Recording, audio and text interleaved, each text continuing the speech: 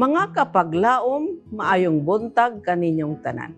Ang atong hilisgutan ni ining Pebrero 10, giuluhan og ang iyang pagtagana. Ang atong teksto makita sa Mateo 6:8 nga nagaingon, ang inyong amahan nasayod na sa inyong mga gikinahanglan bisan gani sa wala pa kamo makapangayo kaniya. Kapaglaom, miingon ang tigsulat ni ini nga basahon. Sa pagkamatay sa akong amahan, usa ka dakong kasubo ang midangat kanako. Wala nako sa hingpit na sabtan ang tanang ang sa kasubo nga akong nasinati. Usa ka higala nagpadala og usa ka artikulo nga nakatabang kanako pag-ayo. Kini nagpatinaw og paagi sa diha nga mawad-an kita sa atong katapusang ginikanan. Kita nagbangutan sa tulo ka dugang nga ang sa diha nga mawad-an kita sa atong katapusang ginikanan.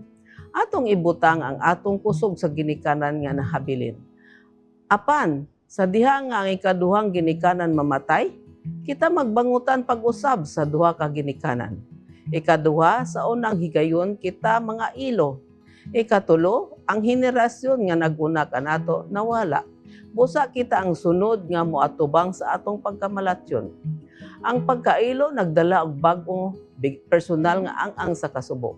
Ug diha-diha ang tanang mga bersikulo sa Biblia nga nagtumong sa Dios, isip atong amahan nakahatag og bag-o ug suod nga kahulugan kanako. Gipaila ni Jesus ang iyang mga sumusunod sa usa ka bag-ong suod nga paagi sa pagpakigduktong sa Dios. Mao ang atong amahan. Siya nag-ingon nga ang mga dili magtotoo musulay sa pagpahimuot sa Dios pinaagi lamang sa mga pagsubli-subli. Mateo 6:17. Apan ang iyang mga tinun-an dili angay mosunod di ana. Sa pipila ka mga higayon, sa wali sa bungtod, si Jesus naghisgot maitungod sa Dios isip amahan sa mga tinun-an. Mateo 5:16. Sa dihang magpahinungod sa Dios isip atong amahan, wala ako makigsulti sa usa ka layo nga Dios. Apan ngadto sa usa ka anhaygugma ug nag-atiman kanako. O pinaagi sa paggamit sa unang persona nga plural possessive pronoun, ako kabahin sa komunidad sa mga anak sa Dios. Ang pag-ampo sa Ginoo gibahin ngadto sa duha ka bahin. Ang usa naglangkob sa tulo ka mga pahayag mahitungod sa Dios. Ug ang usa naglangkob sa tulo ka mga hangyo alang sa iyang pagtagana. Pagabalaanon unta ang imong ngalan.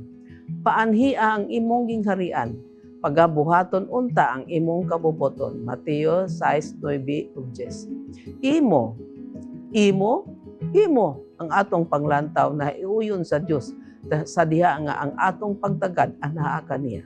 Nga nag-ila sa pagkabalaan sa iyang ngalan ug nagtinguha nga ang iyang gingharian matuman unya. Atong giilang atong pagsalig kaniya nga naghangyo sa adlaw-adlaw nga pagtagana alang sa atong lawas nun nga mga panginahanglan, ingon man ang kapasayloan sa atong masala ug ang pagluwas gikan sa mga pagsulay. Versikulo 11 taman sa 13. Kapaglaom, kini nga tanan giunahan sa pahinumdom ni Jesus ngang atong amahan nahibalo kung unsang atong gikinahanglan bisan sa dili pa kita mangayo kaniya. Versikulo 8. Kita maong mga pinalangga ang anak sa Dios. Kita malipay sa pagtagana alang sa atong mga anak. Unsa pa kahalabaw ang atong langitnong amahan nga malipay sa pagtagana alang kanato? Magampo kita.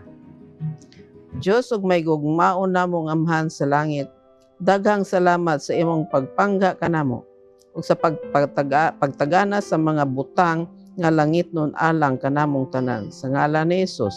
Amen.